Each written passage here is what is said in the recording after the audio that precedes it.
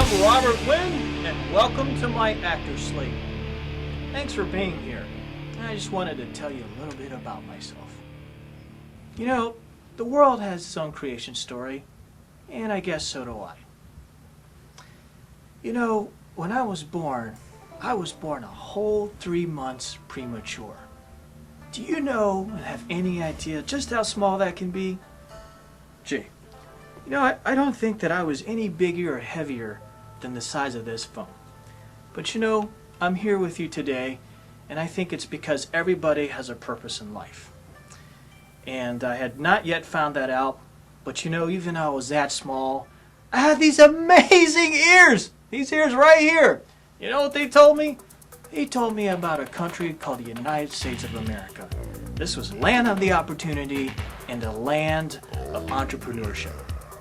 And so when I got here, let me tell you this story. I was a little kid, and you know, I had to make some change, you know, because I like playing video games. But that got me into a little bit of trouble. Do you remember back when you were a kid in grade school, how it was like to be in trouble, and you all of a sudden found yourself in the cold air of a principal's office? Oh, I do. Hey, Bobby! Do you know why you're here in my office? Oh, so sorry, Mr. Hulk. I don't know what I do. What I do. Bobby, the parents of the kids told me that you sold these little paper Chinese stars to them and took all their lunch money! Oh, Mr. Hulk, I'm so scared. Sorry, I don't do it again. But I'm smart kid, huh? And that was my introduction to capitalism, you know. And so, after I mastered the laws of economics at the ripe old age of 7, I was ready to move on to tackle bigger problems, like the existentialism crisis. And when you think about life and you think about the purpose of your life, I think you have to know how to define it. And for me, that's a product and a collection of your experiences. And within these experiences are certain defining moments. And I remember one that was very, very important to me, and I remember it as clear as day. You know, we were in our car one day, and I was sitting in the back seat. My mother was driving. My father was in the passenger seat. We had just pulled up to a traffic light, and I remember my dad saw this homeless gentleman in the corner selling newspapers. He just waved to him, and he came over. My dad bought a paper, put it under his arm, and then we drove off. And you know, this story in itself is a very simple, boring, and mundane story. But I left out a few details. You know, after he bought the paper, we drove off. We had a little conversation. And I looked at my dad and I asked, "Dad, you're legally blind. You can't read the paper. Why did you buy the paper from that gentleman?" You know what he said to me? He paused and he turned around and he said, "You know, son, you just have to show a little bit of compassion in life." You know, as a kid, I was a smart aleck, so of course I said to him, "Well, Dad, he probably brought this upon himself. He probably didn't study, he didn't persevere, he didn't go to school, get a degree, and that's why he probably put himself in a situation that he has to sit at a street corner and sell newspapers."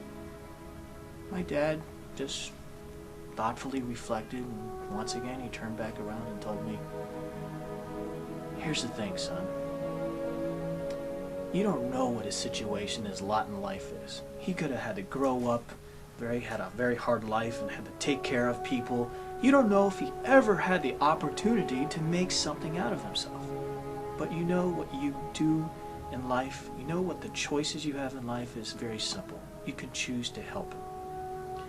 That was a very profound experience for me, and introduced and now weaved into everything I do is a notion of compassion.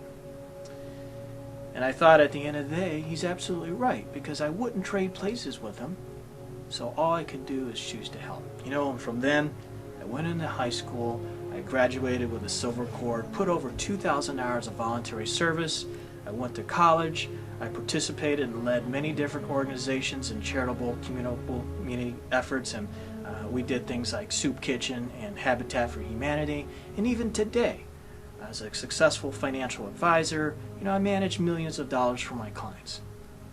I know what you're thinking. You're thinking, oh, financial advisor, one of those boring lame-o jobs, right? It doesn't have to be like that. It's not like that for me. Reason being, I take it to the next level. You know what the most important thing for me is? When I help my clients, I align their financial goals with their life goals. And in turn, what this does is it helps them to be able to take the time out to pursue their dreams, because I see it as my job as a steward of their dreams, not just a broker, not just an order taker. So this brings about the opportunity for them to do what's truly valuable to them, right? And makes their life more enriching. And that, to me, is the ultimate reward.